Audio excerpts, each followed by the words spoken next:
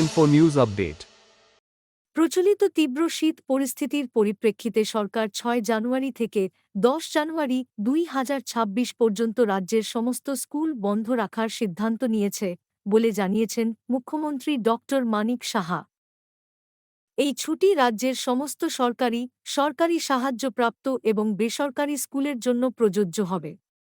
তীব্র শৈত্যপ্রবাহের মধ্যে শিক্ষার্থীদের স্বাস্থ্য ও সুরক্ষার কথা বিবেচনা করে একটি সতর্কতামূলক ব্যবস্থা হিসেবে এই সিদ্ধান্ত নেওয়া হয়েছে।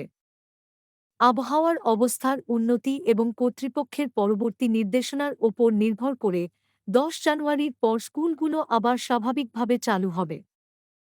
Subscribe to Tripura Info and press the bell icon so that you never miss any latest updates and news on Tripura.